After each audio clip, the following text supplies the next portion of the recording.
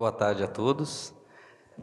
Primeiro, antes de tudo, eu gostaria de dizer que é uma alegria, é uma honra estar aqui com a presença dessas autoridades religiosas, né? E eu acho que, antes de mais nada, é muito curioso que esse encontro ecumênico se dê numa casa do Estado e num espaço, né, dedicado à ciência ou arqueologia, enfim, à história.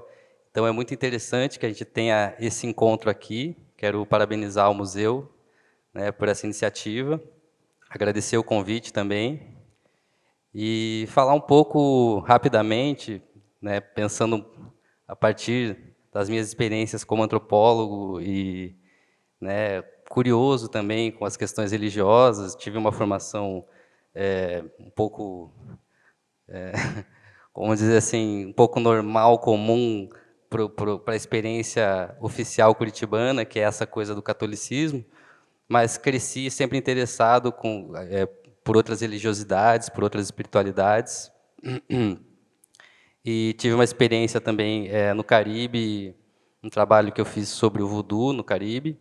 Então, diante disso, diante dessa breve fala que queria só trazer a respeito da minha experiência, eu queria convidá-los, né, a falar um pouco mais sobre a experiência de vocês com relação ao corpo e a partir da experiência religiosa de cada um, né? Então, acho que não sei como que a gente vai ordenar essa fala, como que vocês preferem, quem prefere começar, mas acima de tudo, que nosso ponto de partida aqui seja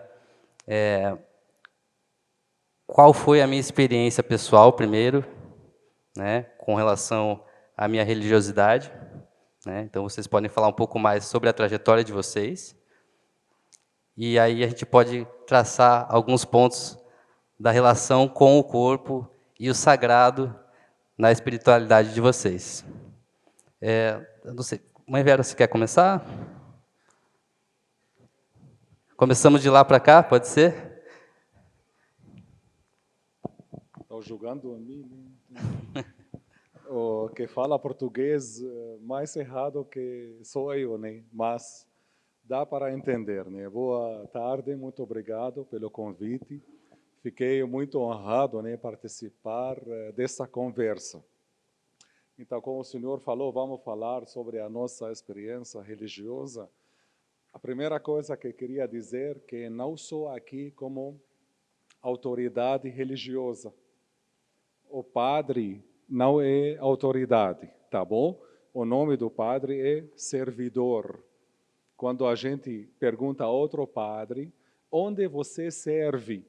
Então, o padre é escravo de Deus, é servidor dos paroquianos, tá bom? Então, esse é também um dos significados da Santa Cruz. Eu sou da cidade mais antiga do mundo, que se chama Alepo, lá na Síria. Nasci lá em Alepo, em 1974. E depois fui criado, aqui em português pode dizer, na catequese, né, da Igreja Ortodoxa, mas não em sentido de estudar a religião, mas em praticar a religião. Cheguei numa época que não consegui voltar até para casa, né, da minha família, daí pedi do arcebispo a ser, né, ordenado como padre. Daí estudei teologia 5 anos no Líbano, depois fiz mestrado na teologia, como pode fazer ensino religioso para os surdos, né? Daí a minha especialidade é trabalhar também com surdos. Fui ordenado para ser o pároco da igreja quase no centro da Síria, estado de Arraka, cidade de Altabaka. Alguns detalhes importantes nesses nomes, porque essa cidade, na guerra síria, virou o capital do Estado Islâmico. A minha igreja foi a primeira igreja que o Estado Islâmico entraram, quebraram as cruzes e mudaram para ser centro de convocação. mas não terminou com retirar minha cabeça, né? Estou aqui com vocês, vivo, né? Graças a Deus. Após a guerra síria, após de perder tudo, nossa casa foi roubada, nossa igreja foi roubada, quebrada. O arcebispo do Brasil me chamou para servir uma igreja aqui.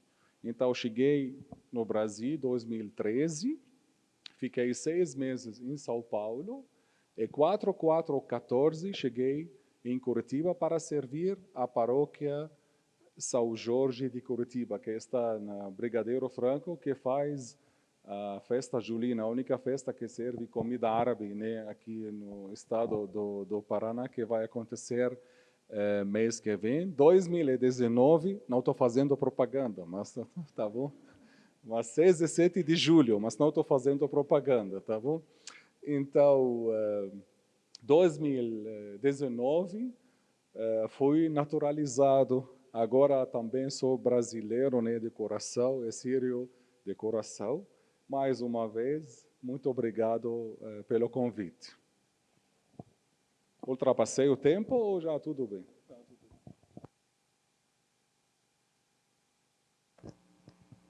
Boa tarde a todos presentes, todas as presentes. Meu nome civil, eu sou paranaense. Eu nasci na cidade de Pato Branco. Meu nome civil é Gustavo. Só que, às vezes, até é estranho ser chamado por esse nome atualmente, porque meu nome espiritual é Abdul Qadir, que significa também servidor do Todo-Poderoso. Então, nossa missão, como do padre, é servir a Deus e a comunidade.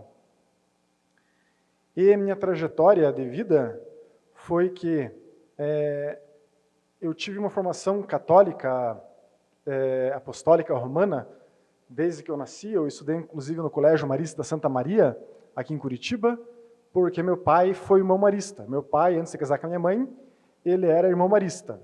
Daí, depois que ele casou, enfim, teve filhos, ele conhecia as pessoas da direção do Colégio Marista Santa Maria e eu estudei com bolsa de estudos, né?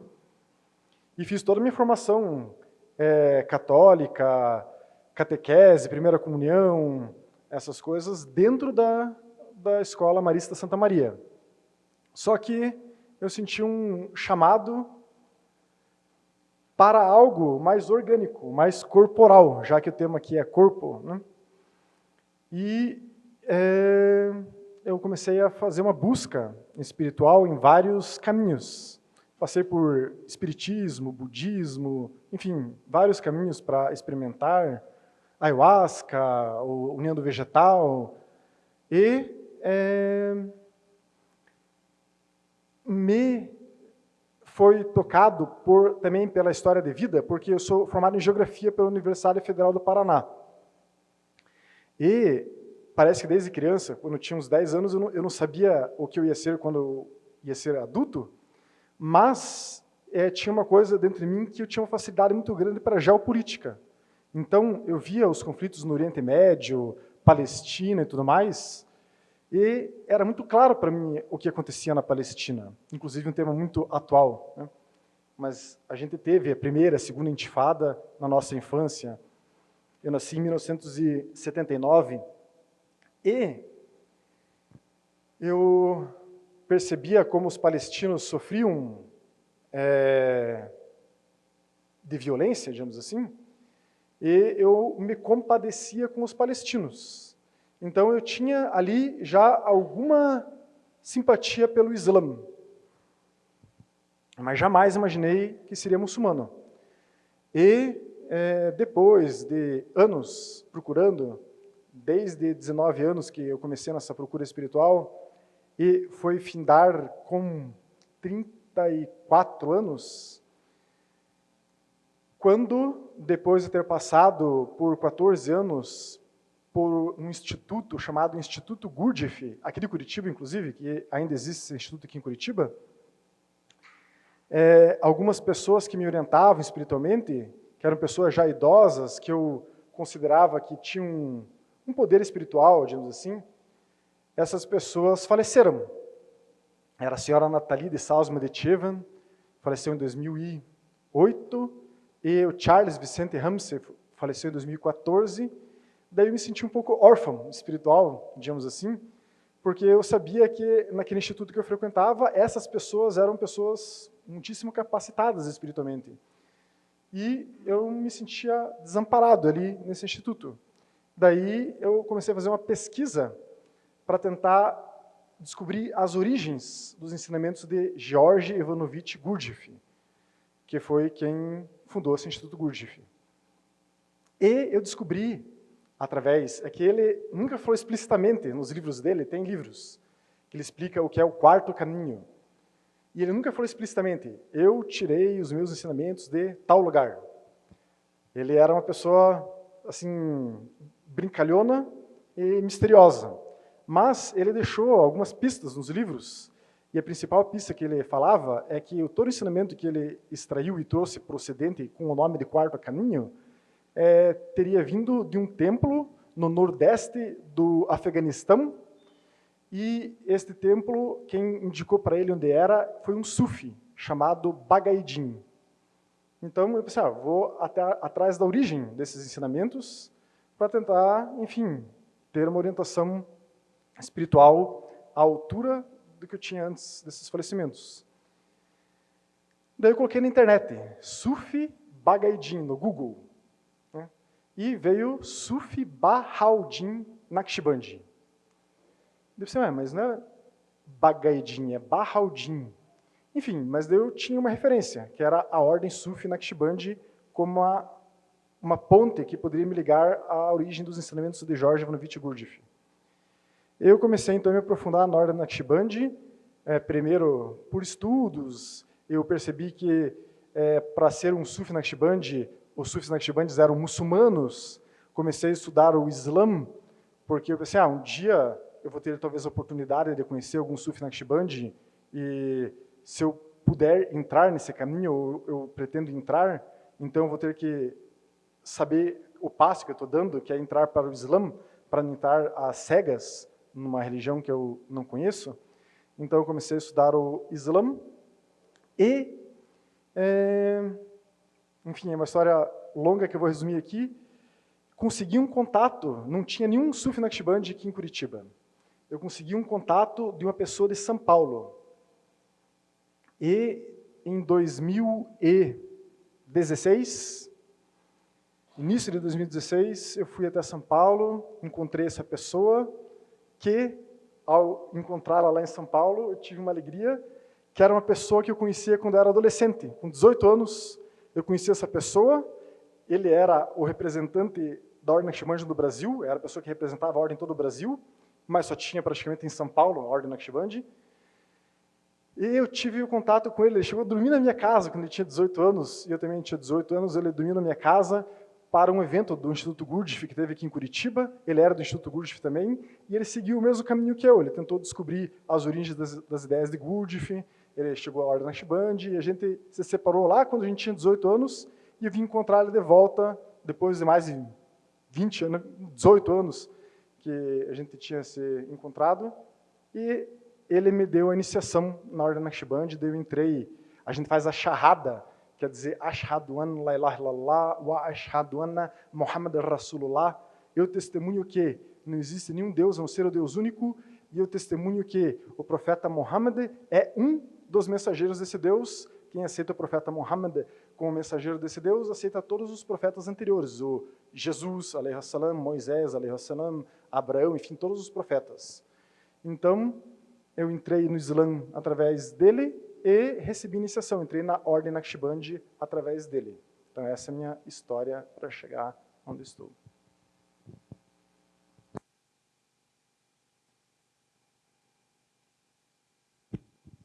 Boa tarde a todos e a todas. Meu nome é Vera, mãe Vera, da Oxum, sou do Ilhaxé Bafalmã. A minha trajetória de vida começou desde Foz do Iguaçu. Aí viemos para Curitiba, aí foi onde foi fundada, o Ilhaxé Bafalmã, começou no Parolim, na rua Norton Ramos, nos 2, depois fomos para o Boqueirão, onde a sede é própria. Eu estou atuando 14 anos após o falecimento do pai Cafu. Então, eu digo assim que, hoje em dia, a religião, para mim, significa tudo na minha vida.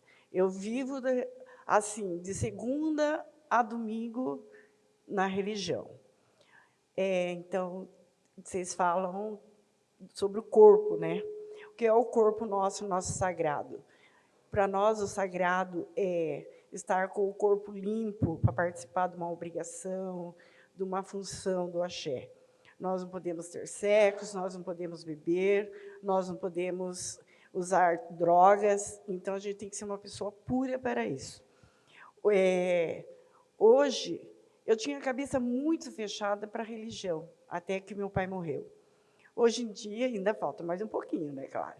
Eu estou com a cabeça mais aberta sobre a religião, participo de várias comunidades de filhos de santo. Tem vários filhos de santo onde a gente viaja, onde a gente faz as funções de axé do candomblé. Tocamos também umbanda. E nós temos a dança e temos também, assim, quando a gente se inicia para o orixá, todo mundo pergunta, mas por que vocês raspam a cabeça? Nesse momento, nada mais pertence à Vera. Isso pertence a Oxum, que daí eu passo a ser a Dofonitinha, que daí nós temos as curas no corpo que abre, né, que é as curas que o povo pergunta tanto. E tem as danças do orixá, onde o orixá fala. O orixá é a pureza, vem da água, vem do vento, vem das folhas. E sem as folhas, a gente não faz nada na nossa religião. Então, o orixá é muito importante para nós. Tem a minha caminhada também, eu participei de várias culturas dentro de Curitiba, como eu fui passista em várias escolas de samba, fui uma das fundadoras também do Afonxé de Curitiba, do Iroco da Praça Tiradentes. Também agora sou madrinha do Baque Mulher, do Maracatu, do Canto do Pina, de Pernambuco. Assim, tem vários acontecimentos dentro da nossa religião. E fica a pergunta aberta para vocês. Obrigada.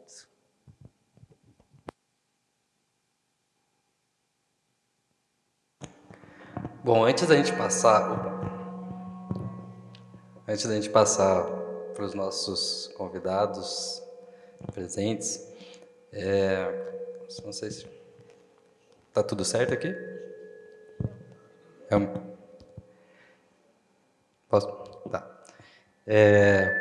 Eu só queria provocar vocês para mais uma rodada, para a gente conversar um pouco mais. Acho que puxando um pouco daquilo que a mãe Vera já colocou, já trazendo para o cotidiano, né? Como que a prática cotidiana de cuidados com os corpos, né? Ou cuidados com o que é sagrado para cada um de vocês e, enfim, comentar um pouco mais sobre esses processos diários, né? Então, pela teologia ortodoxa, eu sou uma pessoa. Eu não sou meu corpo, nem minha alma, nem meu espírito. Eu sou uma pessoa. Essa pessoa que pode conviver com os outros. Eu não sou um individual. Eu sou uma pessoa. A história do corpo na teologia ortodoxa volta na história da Bíblia, a história da criação.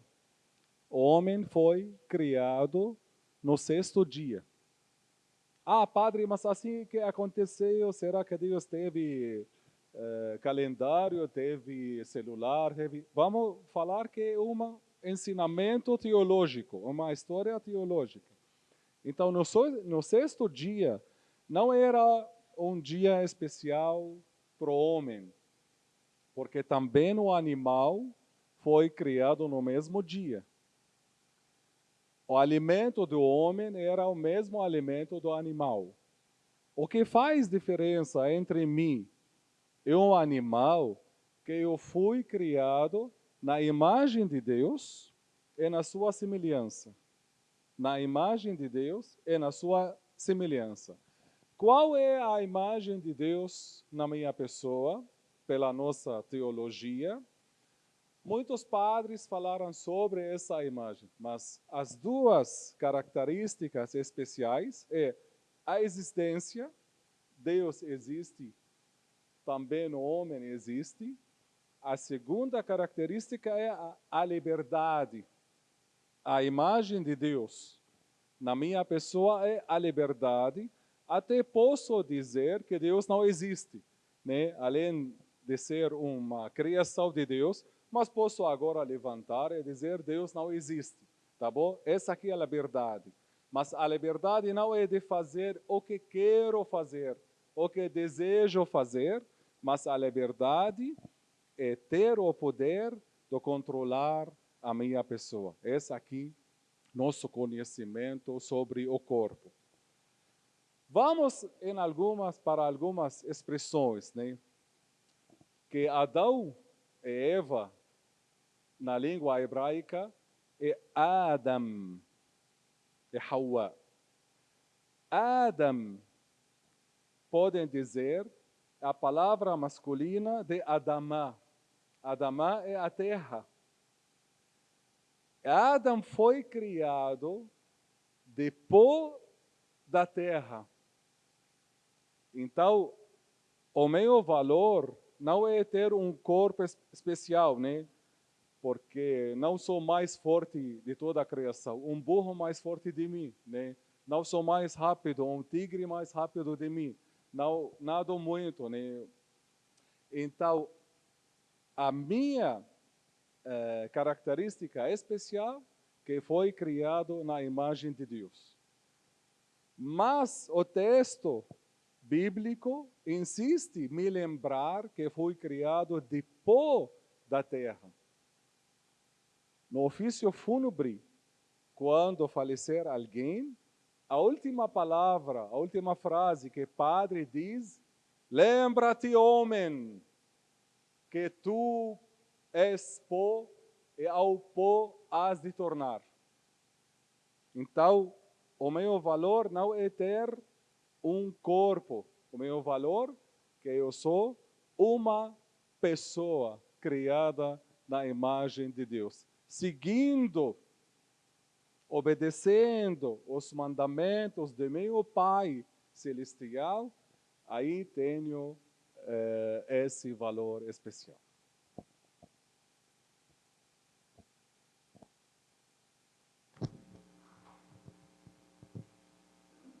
Então, nós, como sufis, nós estamos como que em uma berlinda de muito preconceito. Porque na sociedade, por exemplo, judaico-cristã aqui do Brasil, os muçulmanos são, digamos assim, mal vistos, são terroristas, digamos assim. Só que o Islã conta com 2 bilhões de pessoas e 0,1% tem essa mentalidade. Mas a gente acaba com o estigma de terrorista. Então, além desse estigma, nós somos sufis. Os sufis fazem parte do Islã. Só que muitos muçulmanos comuns, que não são sufis, eles veem a gente com maus olhos porque dizem que a gente não faz parte do Islã, a gente está fora do Islã. Então, a gente acaba, digamos assim, num lugar de mal olhado de todos os lados, digamos assim. Agora, uma frase que eu achei muito bonita do nosso líder espiritual que mora em Istambul foi o seguinte, que o sufismo ele não está longe do Islã, o sufismo não está perto do Islã, o sufismo não está ao lado do Islã, o sufismo é o coração do Islã. E por que eu falo essa frase? O coração faz parte do nosso corpo. E a minha busca espiritual foi através do coração. Eu acreditava, quando eu tinha 19 anos, 20 anos, eu tive algumas experiências, em especial com 19 anos, mas em especial com 22 anos, que Deus, ele se manifestava através do meu coração. eu pensei, nossa, eu só sei de uma coisa, eu não sei nada, eu até era ateu na realidade, eu não acreditava em Deus até 19 anos.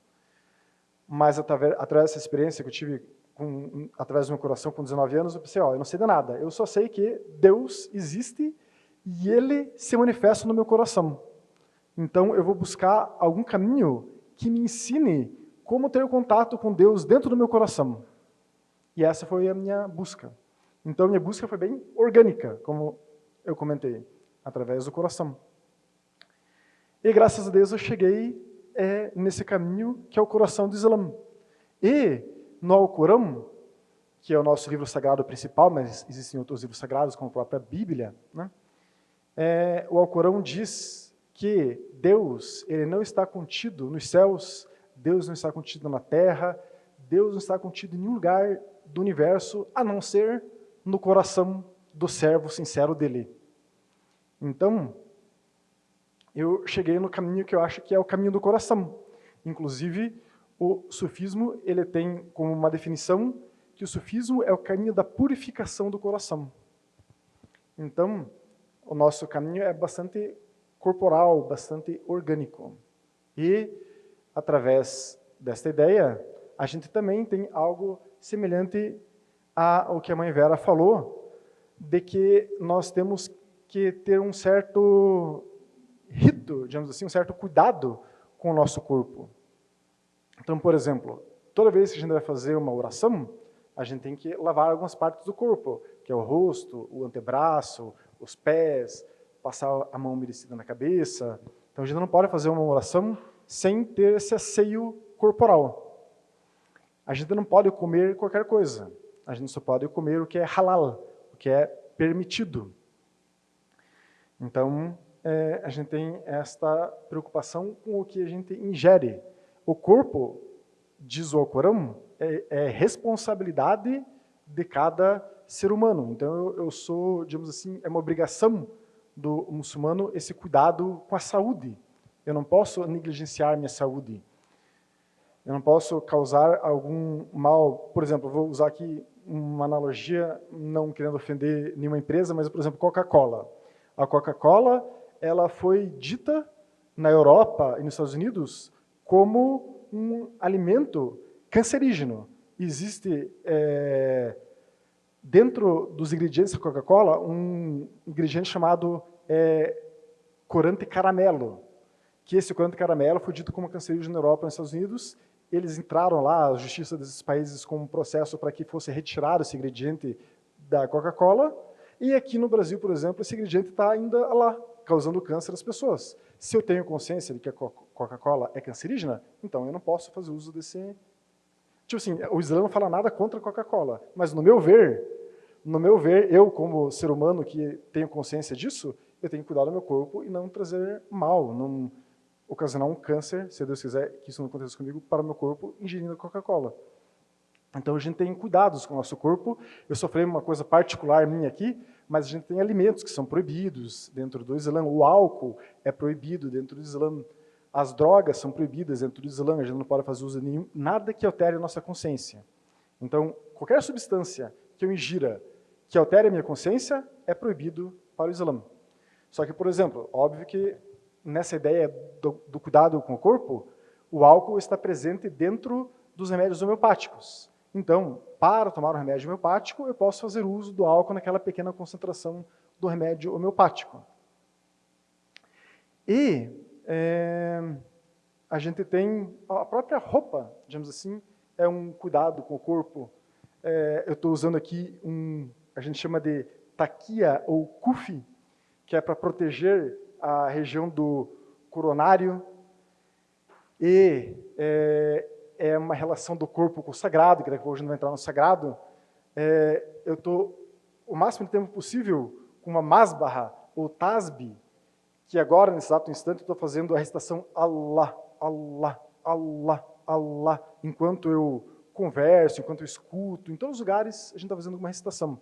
A gente acredita que essa recitação, ela está canalizando, digamos assim, uma baraka, que a gente chama, que é uma energia de Deus, que ela entra pelo nosso coronário, ela inunda o nosso corpo e ela é parte aterrada, parte volta e se dispersa pelo coronário. Então, eu uso um CUF para represar essa energia e essa energia ficar mais no meu corpo.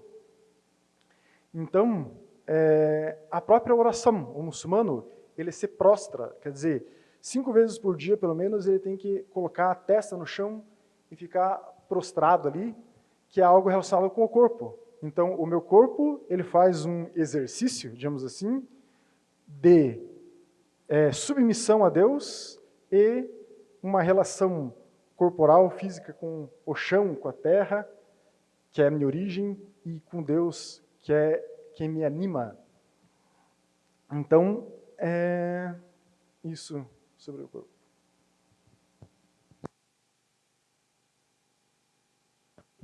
Então, você quer nos desafiar, né?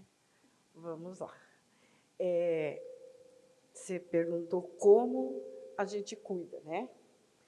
O babalorixá, o maialorixá, a gente tem que estar bem para cuidar do ori da pessoa, que o ori significa a cabeça das pessoas. Então, para mim, cuidar de você, eu tenho que estar bem comigo mesmo. E se eu não estiver bem comigo mesmo, eu não posso cuidar de ninguém. Por isso que existe, né, aquele momento consagrado com o corpo, sem usar a bebida, sem a droga, sem estar limpo, porque daí eu vou cuidar de você. E a nossa religião é assim, eu vou cuidar. Nós temos horário para rezar, para acordar, quando você está recolhido dentro do roncó. Nós acordamos muito cedo, 5 horas da manhã, nós estamos rezando o dia. Aí, após rezar o dia, nós vamos para o banho, que é o sagrado, com ervas. Também ali continuamos rezando o tempo inteiro. Aí dali, entra na tua esteira, continuamos rezando, nosso corpo o tempo inteiro está trabalhando com o espiritismo, com a mente, com o lugar sagrado. Então, nós não usamos sapatos dentro do roncó, aquilo ali se torna um lugar sagrado para nós. A esteira, a gente não sobe de sapato, usamos branco nesse momento, o tempo inteiro, nossas vestes, durante esse sagrado, nesses rituais, são branco, que é a paz, que é a tranquilidade para o nosso corpo, para a nossa fé, para a nossa mente. Então, geralmente, as pessoas, se saem na rua com uma veste dessa, as pessoas se criticam muito. E nós temos muito preconceito com o povo, né? Como a religião de matriz africana, com a nossa raça negra, que nós somos muito criticados mesmo. E a nossa religião também é criticada, mas a gente tenta, a gente faz o possível dos impossíveis, porque ninguém vai parar. Porque lá atrás, na época dos coronel, da escravidão, já existia dentro da senzala a nossa religião, onde os negros dançavam escondido quando tinha festa nas mansões e eles faziam seus rituais.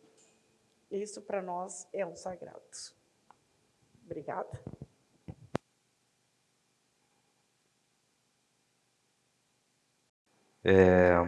Primeiro agradecer, assim, acho que foi, enfim, muito tocante cada uma das falas.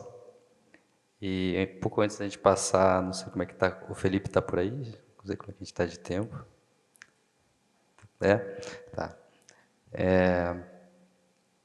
Eu só queria fazer um pequeno comentário, reagindo um pouco às diferentes falas, né, falando primeiro sobre a relação com os corpos e esse cuidado cotidiano que se tem, né, o que é interessante é que a gente está vendo diferentes formas de ver o mundo e de habitar o mundo, e o quão trabalhoso é, né, você está pendente de uma responsabilidade. Vocês são servidores, né? Não só autoridades, mas servidores, né? Digo autoridades por uma relação de respeito, mas com certeza são servidores, né?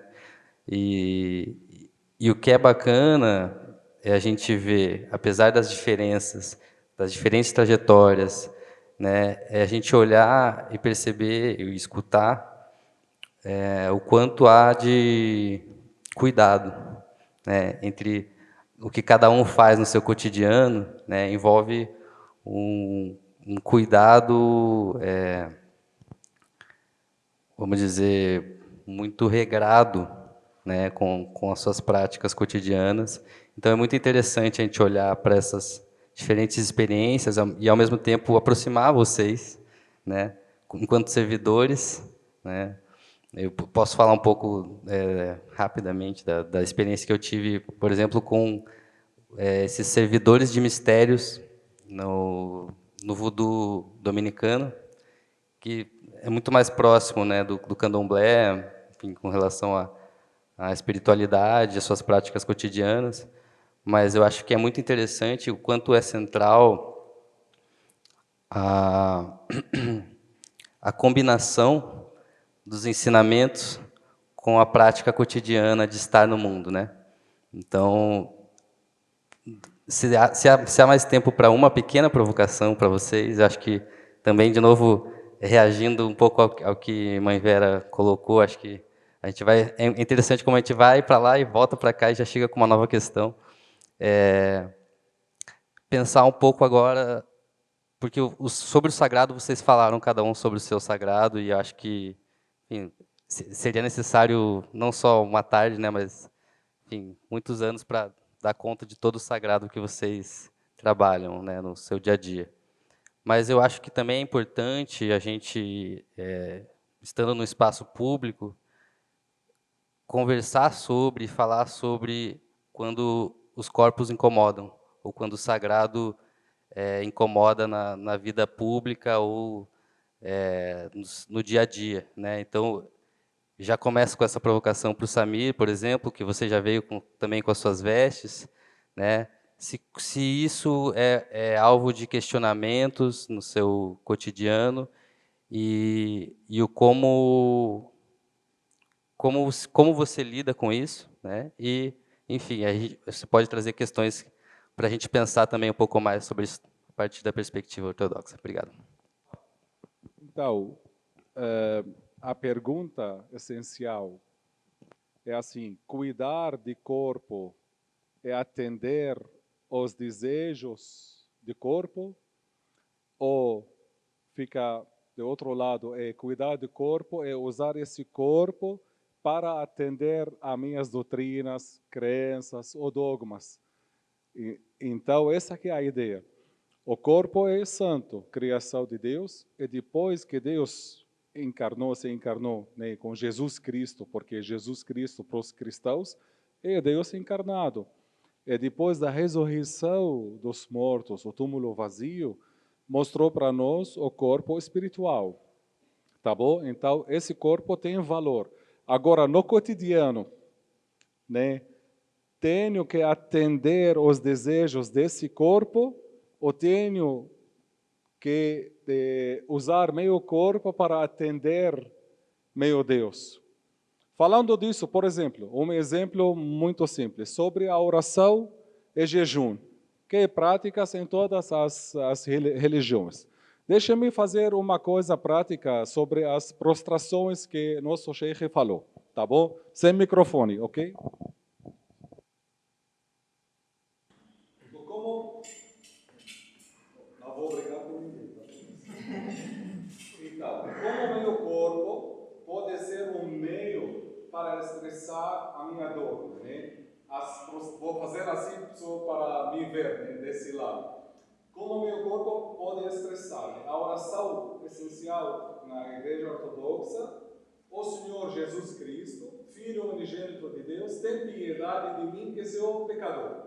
Tá bom? Então, a gente faz assim: o Senhor Jesus Cristo, Filho unigênito de Deus, tá bom? Até está aqui na terra, tem piedade de mim que sou pecador. Lembrando que essa posição é a posição de decapitação, de retirar corpos, né? Quando Que bom que aqui no Brasil não chegou esse sinal, tem que dar corpo às pessoas, não, nunca vai chegar, né? Então, essa posição é a posição de decapitação, posição de morte. Mas para mim, né, diante de meu Senhor, Jesus Cristo, Filho unigênito de Deus, tem piedade de mim, levantando da morte, né? Que você está dando para mim a minha vida, tá bom? Então, em vez de atender os desejos do meu corpo, eu uso o meu corpo. Vamos voltar. Eu uso o meu corpo para expressar a minha fé. Essa parte da oração. A parte de jejum, tá bom? Que é comum em todas as religiões, né? No Samai, né? Jejum e oração. O jejum, para nós ortodoxos, é uma viagem para celebrar uma festa. A festa é a Páscoa, daí a gente viaja para celebrar a Páscoa, orando e jejuando. O que é o jejum?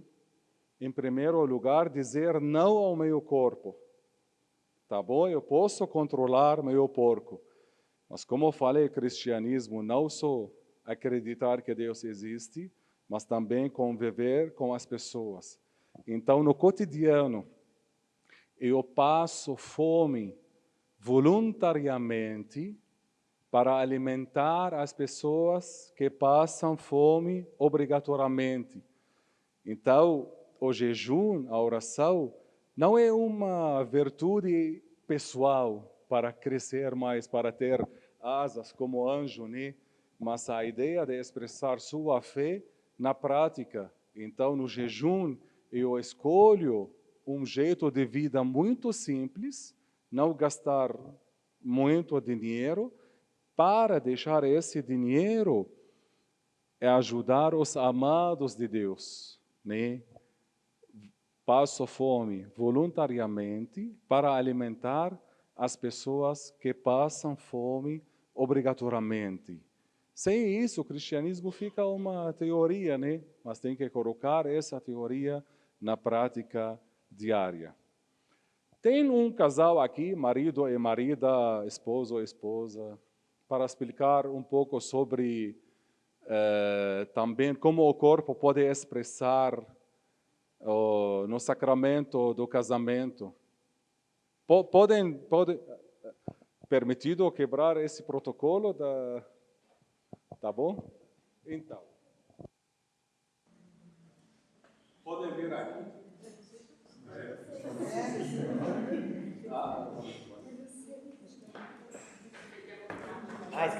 Então, bem, vamos celebrar seu casamento, tá bom? Vem cá, querido. Então, essa aqui, o homem e a mulher, com todo o respeito da sua fé, com todo o respeito, nós vamos fazer uma parte da cerimônia do casamento, só para ver como o corpo pode expressar as nossas crenças. Durante o casamento, o padre coloca a aliança aqui na esquerda mão, não vou te dar minha aliança. Esqueci de dizer que padre ortodoxo tem que ser casado, né, antes de ter ordenação sacerdotal. Daí eu sou um homem casado, eu tenho 2 filhos, tá bom? Um casado. Então ele coloca a aliança aqui na esquerda, e depois vem para cruzar essas mãos. Pode relaxar, tá bom? Então, para cruzar essas 2 mãos, pode relaxar, tá bom? Olha aqui. Essa parte da cerimônia, que nem dura 3, 4 segundos, expressa muitas coisas. Primeiramente, o homem que tem esse aspecto de lutador, né? Lutador, ele tem sempre escudo e tem lança, né? Tem escudo e tem lança. Sistema de defesa, sistema de ofensa, né? Até o cavaleiro original não pode pegar o cavalo na mão direita, porque a mão direita que usa a arma, né? Daí tem que pegar o cavalo na esquerda mão. Então, o senhor como se chama? Rodney, Muriel. Desculpa, Rodney Muriel. Então, o Rodney está chegando para você, mulher, sem seu sistema de defesa. largou o sistema de defesa para casar com você. Ele está aqui com toda a confiança que você vai ficar do lado dele, né, defendendo a pessoa dele nessa união eterna. Mas também ela chegou para você sem usar a mão direita, a mão armada. Está aqui pacífica, de seu lado. Daí ambos dois, né, vão ficar uma pessoa. Vão ficar duas pessoas na cara. Mas essas duas pessoas ficam alguém que cuida do outro. E nesse entendimento chegou o nosso jeito de cumprimentar, né?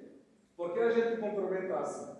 Por que não cumprimenta assim por nariz, por coisas, né? A gente cumprimenta assim porque estou aqui pacífico, estou aqui sem a arma, né? Tenho essa confiança de largar minha arma e ficar do seu lado. Mas não seja o caso, dando mão um ao outro, daí não só estou aqui pacífico, mas eu espero que o Senhor não me deixe cair. Não me deixe cair. Não me deixe cair. Então, olha que esse ritual que nem durou 3, 4 segundos, né, cruzando as mãos, como está cheio de significado, né? Então, nesse sentido, no cotidiano, eu não atendo os desejos do meu corpo, mas eu uso meu corpo para expressar a minha fé, a minha dor. Então, como o Senhor não me deixou cair, não deixa ela cair também, né? Ninguém entra entre vocês. Essa união vai ter que ficar eterna. Tá bom? Obrigado. Desculpa de ultrapassar o tempo, tá bom? Mas...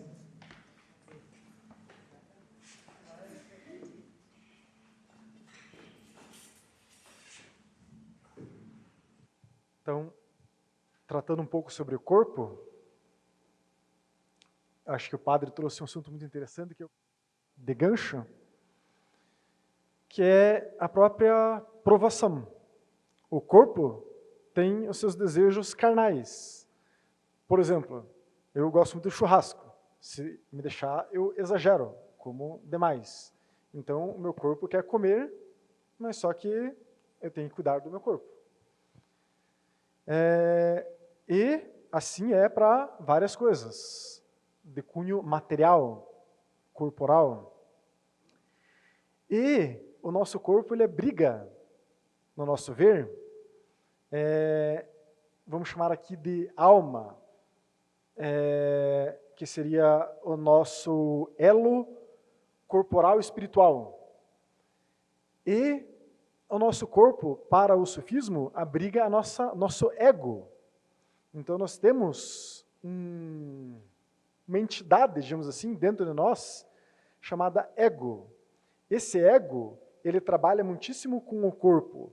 Ele como que tem um mecanismo de manipulação do meu corpo para que ele, através do meu corpo, me domine. Então, o jejum, como o padre falou, é uma ferramenta da minha alma, do meu espírito, para mitigar o meu ego, para que ele me domine menos frente às necessidades do meu corpo. Então, o meu corpo pode ser um palco de luta espiritual. Até a gente poderia trazer aqui a palavra jihad. No Islã é usada a palavra jihad de maneira errada. Como a gente estava falando dos extremistas, eles falam que eles estão numa jihad. Só que o Alcorão, ele fala em jihad al-akbar, que é a grande guerra. A grande guerra, ela é espiritual, ela é interna, dentro do corpo. Então, a jihad al-akbar é a minha alma, dentro do meu corpo, querendo expandir e tomar conta do meu coração, da minha mente, do próprio corpo, e o meu ego querendo sufocar a minha alma, e o meu ego quer dominar o meu corpo, meu coração, minha mente, e me fazer com que eu faça as coisas que ele me diz, me manda. Então, o nosso corpo é também um palco dessa guerra. E a gente tem, então, essa parte interna do corpo como um palco, a gente tem a parte externa do corpo, que são essas vestes. A pergunta até do Vitor seria como a gente, que é, digamos assim, um palco de guerra ambulante, vestido por essas vestes aqui, como que às vezes as pessoas veem essas vestes e nos descriminalizam. E olha também uma coisa, os mestres sufis, eles dizem que quando um ser humano ele magoa um outro ser humano, ele está como que destruindo o coração daquela pessoa, pelo menos momentaneamente. Se eu ofendo alguém, malgoo alguém, momentaneamente estou destruindo o coração daquela pessoa. Então, os mestres sufis falam, a gente tem no Islã, como um espaço sagrado, Kaaba, em Meca. Então, milhões de muçulmanos vão até Meca para fazer peregrinação ao redor de Kaaba, e é um espaço sagrado. Mas os mestres sufis falam assim, que nós temos que ter a nossa Kaaba interna, que é o nosso coração. E é mais grave um ser humano destruir o coração de um outro ser humano do que destruir Kaaba lá em Meca.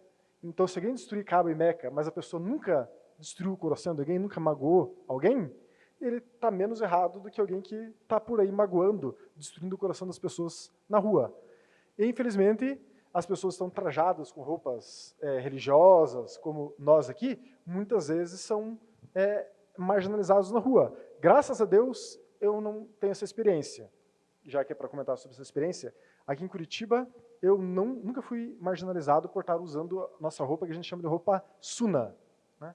Agora, eu já fui, meu coração já foi ferido, digamos assim, por estar em algum lugar, na fila do estabelecimento, no restaurante, vai pagar uma conta, para alguém perto e começa a medir, olhar de cima a baixo com um rechaço, assim, um nojo, digamos assim. Então a pessoa está magoando o coração, mas graças a Deus a pessoa não destruiu, digamos assim, não foi para vias de fato de magoar, xingar, agredir, mas infelizmente a gente tem isso muito com as irmãs. As irmãs muçulmanas, como usam hijab, muito frequentemente são hostilizadas fisicamente. A gente tem relatos frequentes de irmãs que estão andando na rua, aqui em Curitiba já teve, mas é mais comum em São Paulo. Eu já tive mais relatos de irmãs em São Paulo que aconteceu esses dias, não faz muito tempo, faz 2, 3 meses, arrancam o hijab da pessoa, derrubam, batem, cospem, xingam, só porque a pessoa está expressando sua fé com seus trajes. Isso, de fato, é destruir o templo interno da pessoa, que é o coração, de fato, né? Que é mais grave do que se tivesse destruído Kaaba.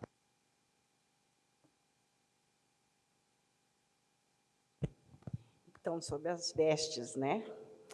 Muitas vezes, as pessoas querem te falar, ou fala, olha, lá vai a macumbeira. Mas a palavra macumba não é nossas vestes e nem nossa macumba, porque macumba é um instrumento musical. Só que as pessoas não sabem. Se chamar eu de macumbeira na rua, eu estiver vestido assim, eu olho e tiro de letra. Eu ignoro. Eu faço de conta que não é comigo, eu não estou nem escutando. Mas, no fundo, magoa. Nós, dentro da religião, nas escolas. As escolas são os piores problemas para nossas crianças religiosas. Porque vai careca para a escola, tem experiência dentro de casa. Usam contreguns, o quelê. Olha lá o frango da macumba. Olha o negrinho da macumba. Isso é horrível para nós que estamos na religião. A gente tenta, porque na escola, antigamente, agora eu sei que não tem mais, a gente tinha aula religiosa. Hoje em dia não tem mais, porque foi tirado. Porque se tivesse, hoje ele estaria na escola fazendo uma palestra, o padre estaria numa escola, eu também estaria fazendo uma palestra sobre isso. Mas as pessoas preferem fechar naquele casulo deles e não abrir a mente. E sobre o corpo também. Nós, quando nascemos dentro do candomblé, nós nascemos. A Vera morre naquele momento. A Dufonitinha permanece, ou Dufona. A gente segue até o último dia da nossa existência. No último dia da nossa existência, nós vamos lá fazer o momento fúnebre da pessoa. Naquele momento, a pessoa vai ser a Vera de volta e deixa de ser o Dufono, o Dufonitinho. E a gente acompanha aquilo até o momento de fechar o caixão e também de fechar a cova. Nosso corpo, dentro da religião de matriz africana, é acompanhado o tempo inteiro pelo orixá. Obrigada.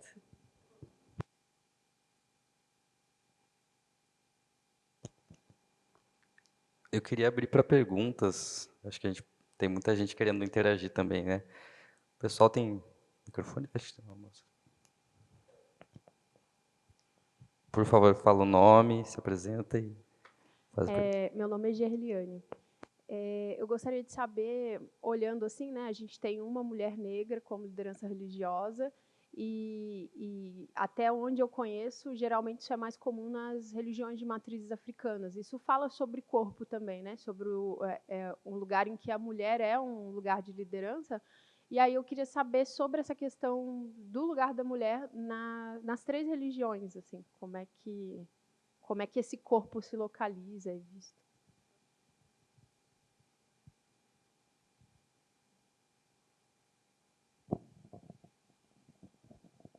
Padre não pode fazer discriminação, né? Mas lendo o Evangelho, vai ler que as pessoas mais corajosas durante o trabalho de Jesus Cristo aqui na Terra foram mulheres. Na hora de crucificação, os homens fugiram, as mulheres ficaram. A Mãe de Deus, a Virgem Maria, as senhoras portadoras de aroma. Então, lendo o Evangelho, vai ler que as pessoas mais corajosas eram as mulheres. Voltando para a história da criação, era a mim para responder, eu peguei o microfone e respondi, sem pedir licença. E quando o homem foi criado na imagem de Deus, a Bíblia diz, homem ou mulher. Isso não significa que Deus tem essa imagem masculino ou feminino, né? Deus é fora de gênero, mas até a mulher foi criada na imagem de nosso Pai celestial. Agora, eu desejo, eu quero que a mulher não espera ter um valor de ninguém. A mulher já é valorizada, seja mulher, né? Ser mulher já é valorizada, não precisa de ir a um cartório religioso para retirar, né, certidão de valor. Será que a mulher é também um ser humano? Eu não gosto desse jeito de olhar as coisas. E como padre casado, a minha mulher faz quase 75% do meu trabalho pastoral. Então, juntos, né? Juntos, homem e mulher, somos na imagem de Deus. Então, seu valor é valor em si mesmo. E com Jesus Cristo, nosso Salvador, não tem mais essa diferença. Nem negros, nem pretos, nem brancos, nem mulher, nem homem, nem escravo, nem livre. Com Jesus Cristo, porque Ele mostrou para nós, eu falando de meu ponto de visão como cristão, desculpa se minhas expressões são assim cristãs, né? Então, 84 vezes no Evangelho de São João, Deus foi nomeado como Pai. 84 vezes foi chamado por Jesus Cristo como Pai. A única oração que Ele, Jesus Cristo, nos ensinou para orar é Pai Nosso. Daí na minha oração eu não rezo assim, meu Pai que estais nos céus, nosso Pai, Pai Nosso que estais nos céus. Então o valor da mulher vem do que ela foi criada na imagem de Deus. Não precisa comparar se o valor do homem é mais ou menos do valor da mulher. O problema, tenho mais 3 minutos? Está gravando. O problema é que a história humana quebrou o valor da mulher. Vocês já ouviram de Edward Burns, que é sobrinho do pai da psicologia? Edward Burns usou esses estudos do tio dele sobre que dentro de cada um de nós tem um desejo que não tem como controlar. Ao contrário que eu falei, que precisamos controlar esse desejo. Daí chegou para o Edward Burns, os donos de fábricas de cigarro, porque nos Estados Unidos da América foi proibido que a mulher fuma. Então, esse não vem da religião, ele vem da história humana. Daí os donos de fábricas de cigarros falaram para ele, estamos perdendo 50% do mercado. A mulher não fuma. Então, o que ele fez? Ele chamou 3, 4 mulheres, dando para eles cigarros com aquele... não, como chama em português, aquele que usa, aquele madeiro que usa, coloca cigarro, como se... Como? Piteira. Ele dando para as mulheres piteiras com cigarro, que é mais longe, né, do cigarro que homem fuma. E na procissão de Páscoa, na cidade de Nova York, ele parece bancou alguns, né, jornalistas falando que na procissão de Páscoa vão passar mulheres agora acendendo aquela como estátua de liberdade, né, aquela como tocha, aquela piteira tocha. Padre está estudando português agora. Então o que aconteceu? No meio da procissão ele fez sinal. Daí as mulheres retiraram as piteiras e começaram a fumar. No dia seguinte, ninguém falou nada que a mulher quebrou a lei da comunidade e começou de fumar. Todo mundo falou que as mulheres acenderam a tocha da liberdade. Então, o valor de mulher não foi quebrado porque os textos sagrados eram contra de mulher, mas porque a história humana, né, que quebrou esse valor. O que eu espero que nenhuma mulher e nenhum homem espera, né, pede de esmola, né, de valor da pessoa dele.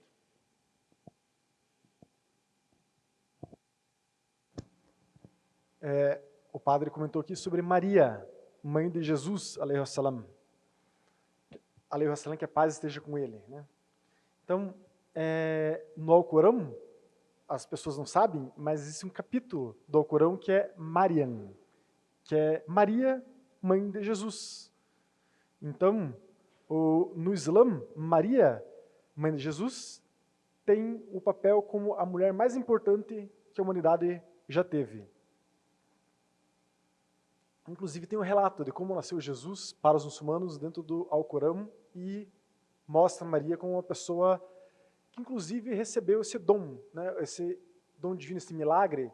O milagre do cristianismo para nós muçulmanos é igual ao próprio cristão, pelo menos em parte, vê que Maria, mãe de Jesus, teve Jesus de uma maneira inédita.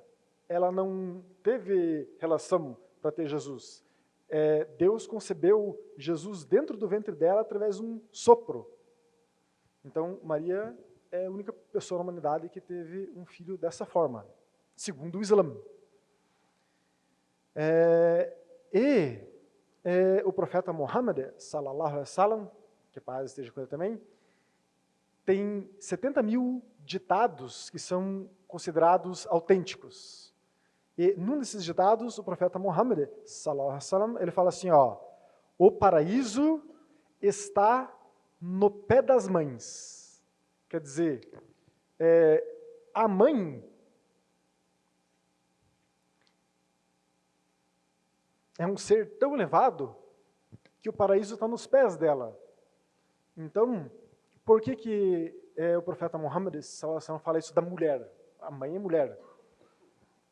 É porque não existe expressão maior no mundo, enfim, no universo conhecido, do que o amor de uma mulher pelo seu filho, amor da mãe pelo seu filho. Não existe nada mais elevado do que isso. Então, pelo fato de a mulher ser detentora deste sentimento mais elevado que existe para os seres humanos, o paraíso está no pé das mulheres, das mães. Né? E agora eu peço para vocês, quando vocês chegarem em casa, vou fazer uma propaganda aqui, que vocês coloquem no Google, na barra de pesquisa do Google lá, mulher sufismo. Tem, inclusive, uma entrevista no canal Realidade Fantástica, que é um canal aqui de Curitiba, inclusive, que ele faz uma entrevista de uma irmã Naqshbandi, e ela fala, durante 1 hora, como é o papel da mulher no sufismo. Então, daí lá vocês vão ver, precisamente, uma mulher falando como é o papel da mulher no sufismo. Então, é só colocar sufismo, mulher no sufismo, Realidade Fantástica, vai ter lá uma entrevista de 1 hora de uma irmã nossa falando sobre isso. E essa irmã é uma líder. Ela é líder das mulheres no Brasil.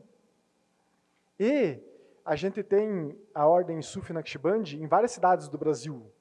E em algumas cidades como Campo Grande, Campinas, Paulínia, interior de São Paulo. Enfim, tem aí umas 4 ou 5 cidades no Brasil. Outra que eu lembro aqui, que não está muito longe da gente, que é em Vila Rica, no Chile, se eu não me engano, são mulheres que são líderes. Então, são as mulheres Naqshbandis que lideram as comunidades sufis daquelas cidades. Então, por que elas estão ali? Primeiro que a gente não tem nada de preconceito em relação à mulher estar liderando, senão ela não estaria liderando a comunidade sufi daquelas cidades. Mas porque aquelas pessoas são espiritualmente aptas a estarem ali liderando. Elas têm uma entrega, um nível de serviço espiritual para com Alá, para com Deus, que lhes habilita a estarem liderando a comunidade nas cidades onde elas moram. Né? Então,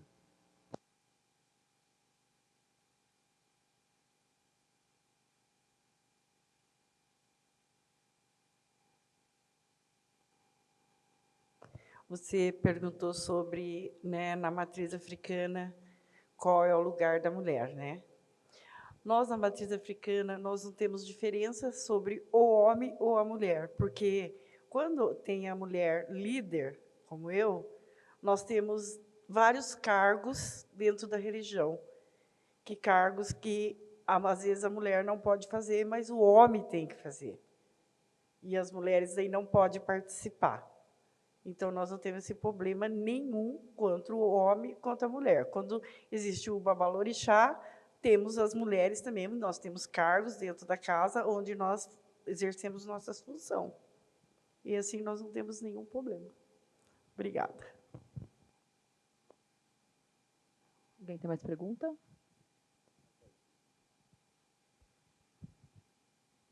Olá, boa tarde. Tudo bem? Meu nome é Thaisa. Esse é o meu sinal, meu nome é Libras. Eu sou surda. Eu queria perguntar a respeito da história de Jesus, a imagem de Jesus, a respeito de toda essa questão do Islã e de você falou aqui de colocar 5 vezes, ajoelhar 5 vezes, a testa no chão 5 vezes. Não tem problema.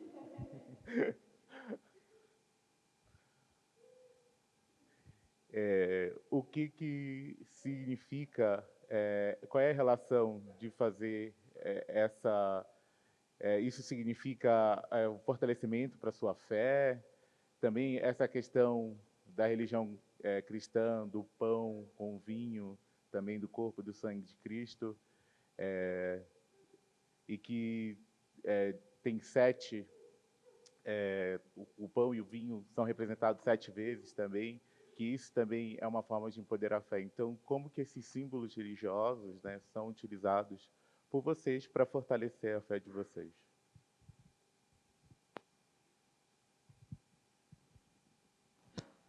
É uma excelente pergunta.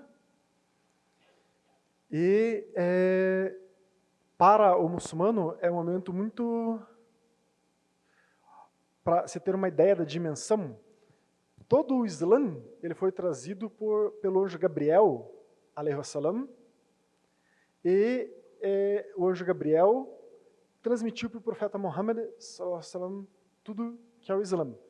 Porém, entretanto, teve um momento na vida do profeta Muhammad, sallallahu alaihi wasallam, que ele foi transportado de Meca para de Meca para Jerusalém em pouquíssimo tempo, através de um cavalo chamado Burak, né, um cavalo alado, digamos assim.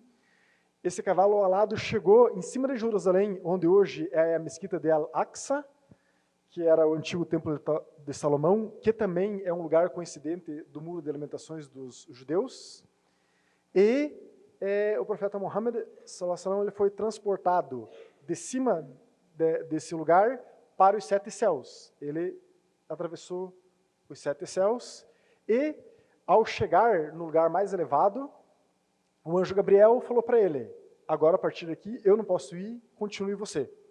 E o profeta Muhammad, sallallahu alaihi wasallam, continuou, e ele teve um encontro, digamos assim, frente a frente com Allah, com Deus, e, nesse momento, Deus deu a única orientação, pessoalmente, diretamente de Deus para o profeta Muhammad, sallallahu alaihi wasallam, que foi: eu quero que os muçulmanos, resumindo, eu quero que os muçulmanos façam 5 orações por dia.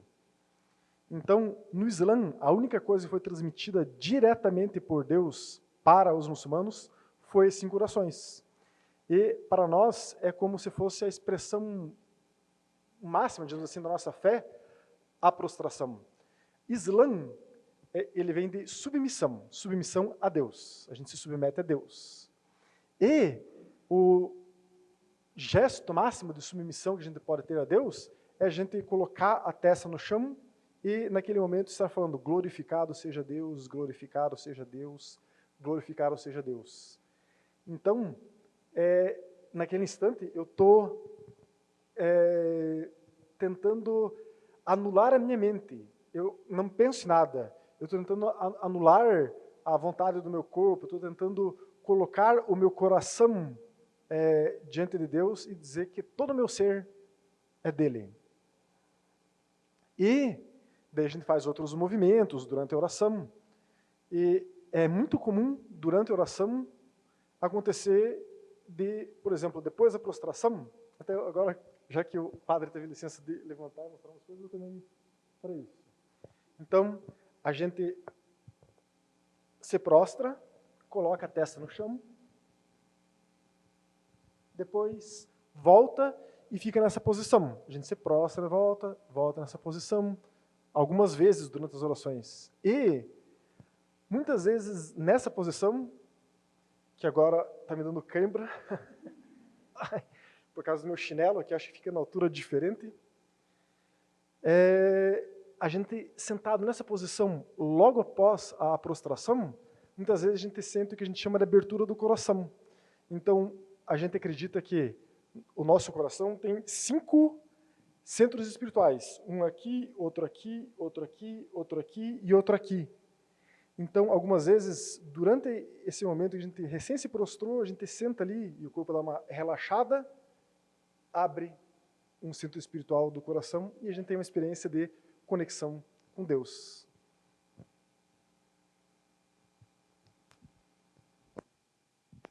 Alguém mais? Perguntas?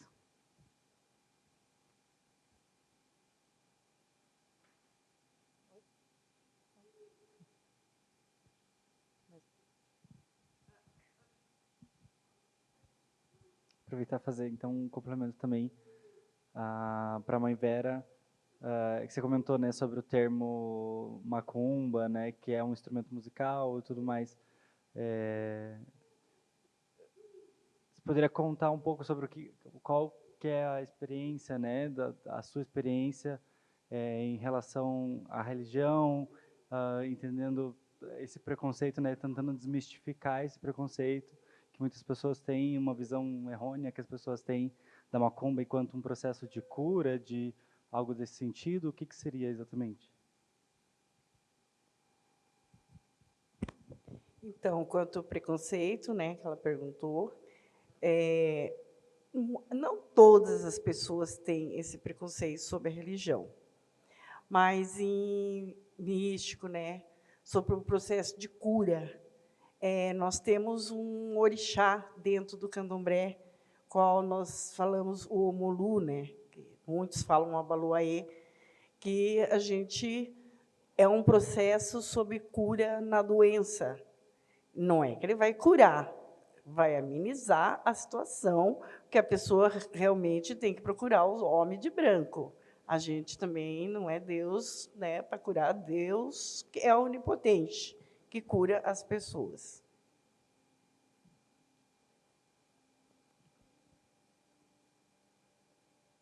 Obrigada. Acho que não temos mais perguntas. Vitor? Bom, pessoal, quero agradecer a presença. A gente imaginou que não ia vir ninguém, de repente, enfim, a sala encheu.